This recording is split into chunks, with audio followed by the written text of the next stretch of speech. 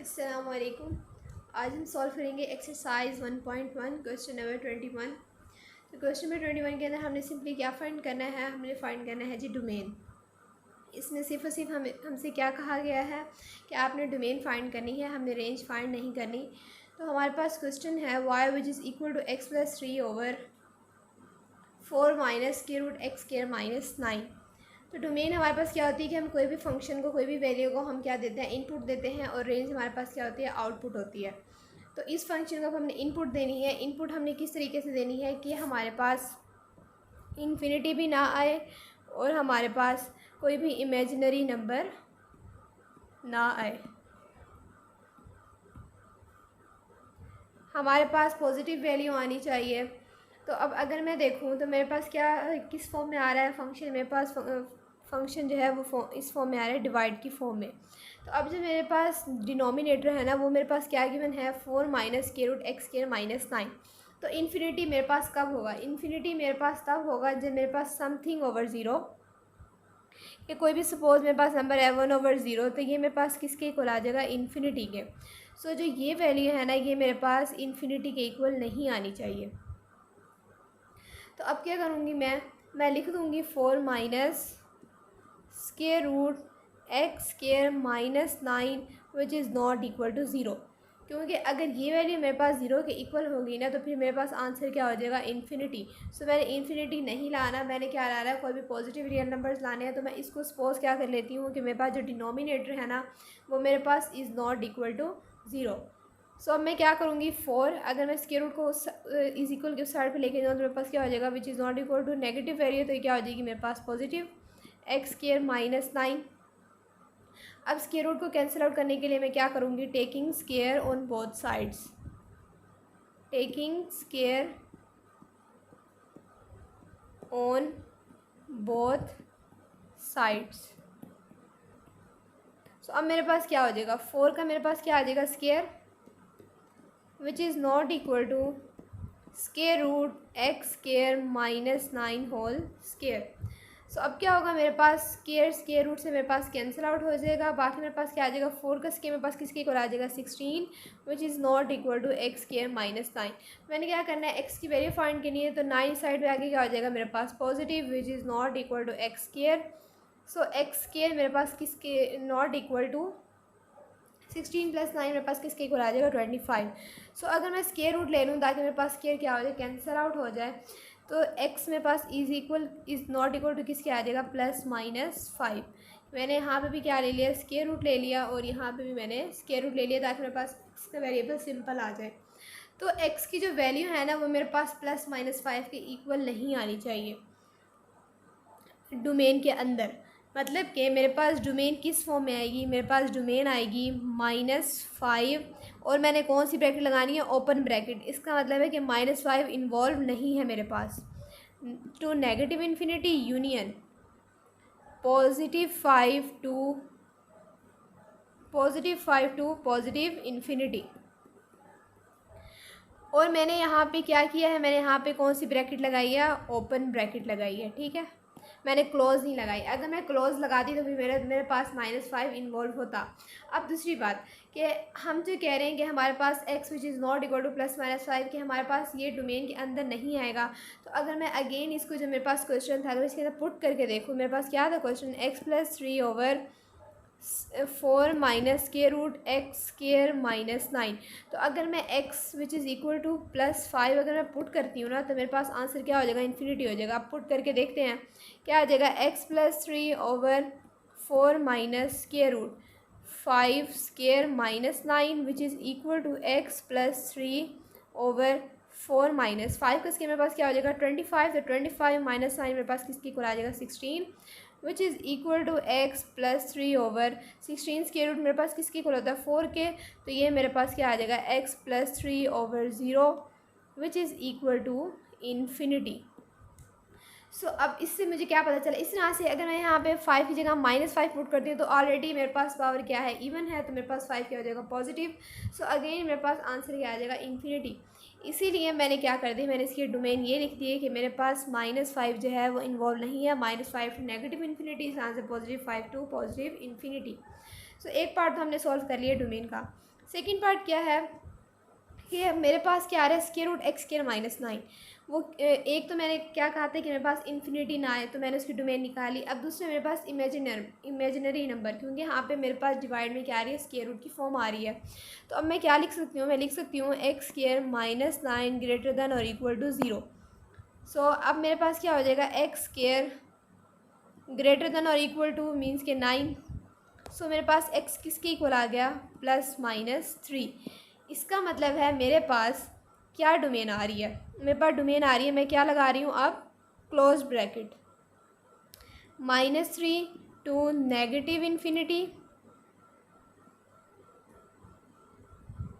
-3 to negative infinity union +3 to positive infinity.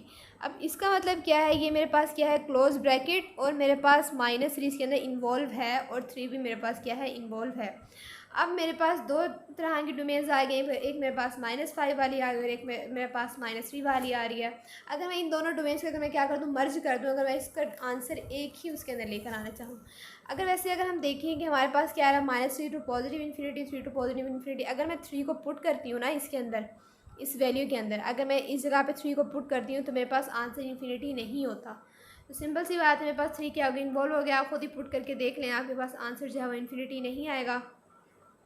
तो अगर मैं इसकी ओवरऑल डोमेन लिखूँ तो वो किस तरह से लिखी जाएगी, लास्ट में हमारे पास क्या किस फॉर्म में जो है वो हमारे पास आंसर आएगा। तो मैं इस तरह से लिख सकती हूँ, -5 टू मेरे पास क्या था नेगेटिव इन्फिनिटी और ये मेरे पास क्या थी ओपन ब्रैकेट यूनियन। अब मेरे पास -3 है लेकिन मेरे पास -5 नहीं है, तो मैं इस तरह से लिख सकती हूँ -5 ओपन ब्रैकेट के मेरे पास इन्वॉल्व नहीं है टू -3 क्लोज ब्रैकेट, मतलब कि -3 मेरे पास इन्वॉल्व है। ठीक है जी, यूनियन। अब इसी तरह से क्या होगा, मेरे पास 3 जो है वो इन्वॉल्व है और 5 अभी मैंने डोमेन निकाली थी, वो मेरे पास इन्वॉल्व नहीं है, तो उसकी ब्रैकेट क्या आ जाएगी open union open bracket 5 to positive infinity. So ये मेरे पास इसकी डोमेन आ गई कि इसके अंदर मेरे पास -3 तो इन्वॉल्व हैं लेकिन मेरे पास -5 और 5 इन्वॉल्व नहीं है। सो ये मेरे पास आंसर आ गया है क्वेश्चन नंबर 21 का। नेक्स्ट इसी तरह से हमारे पास है क्वेश्चन नंबर 22। तो क्वेश्चन नंबर 22 हमारे पास क्या गिवन है, क्वेश्चन नंबर 22 हमारे पास गिवन है y which is equal to 2 + x square over x square + 4। So अब अगर मैं देखूं, पहले सिंपली वैसे इसके अंदर हमने क्या फ़ाइंड करना है, इसकी रेंज फ़ाइंड करनी है। तो रेंज हमेशा तभी फ़ाइंड की जाती है ना जब हम उसको कोई इनपुट देंगे। तो रेंज फ़ाइंड करने के लिए सबसे पहले हमें क्या देनी पड़ेगी, इनपुट देनी पड़ेगी। और इनपुट किस फॉर्म में होती है, डोमेन की फॉर्म में होती है। तो सबसे पहले मैं क्या करूँगी, इसकी डोमेन फ़ाइंड करूँगी। तो डोमेन किस तरह से फ़ाइंड करेंगे, जो हमारे पास क्वेश्चन है y which is equal to 2 + x square over x square + 4। तो अगर मैं x की जगह कोई भी वैल्यू पुट करती हूँ ना, अगर मेरे पास यहाँ पे 0 भी हो जाता है तो लेकिन मेरे पास एक रियल नंबर तो है ना, 2 तो मेरे पास हमेशा ही रहेगा, तो वो तो 0 नहीं हो सकता। तो इसी तरह से मैं इसकी डोमेन क्या लिख लूँगी, मेरे पास डोमेन में मैं कोई भी नंबर पुट करूँ लेकिन मेरे पास रियल नंबर 2 आ रहा है, तो मैं इसकी डोमेन क्या लिख लूँगी, -infinity to positive infinity. So अब नेक्स्ट किस तरफ जाते हैं, अब हमने इसकी क्या फ़ाइंड करनी है, हमने इसकी रेंज फ़ाइंड करनी है। तो रेंज किस तरह से फ़ाइंड करेंगे, अब हम देख लेते हैं। हमारे पास जो फंक्शन फ़्लो कर रहा है ना, वो इस तरह से कर रहा है कि हमारे पास 0 < to x square x square + 4। So अब क्या करना है, आपने बोथ साइड्स पे क्या करना है, डिवाइड करवा देना है x स्क्वायर + 4 से।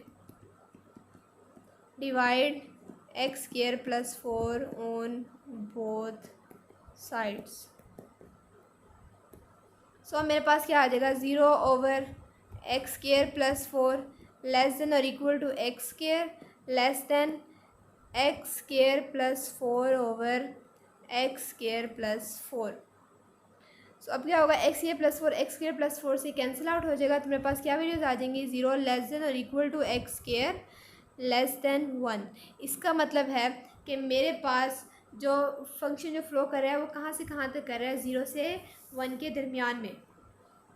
सो अब नेक्स्ट क्या होगा, हमारे पास क्वेश्चन में क्या था, हमारे पास क्वेश्चन में गिवन था 2 + x² ओवर x² + 4।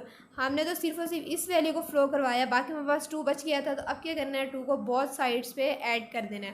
तो अगर मैं 2 को बोथ साइड्स पे ऐड कर दूँ, लिख देती हूँ मैं add 2 on both sides. So अब मेरे पास क्या आ जाएगा, 0 + 2 <= x² <= 1 मेरे पास आ गया था ना, क्योंकि दोनों वैल्यूज़ मेरे पास क्या हो गई थी, कैंसिल आउट हो गई थी 1।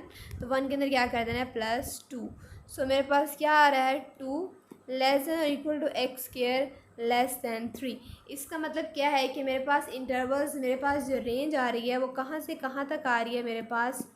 अब 2 जो है वो <= इसका मतलब है x के मेरे पास =2 आ रहा है।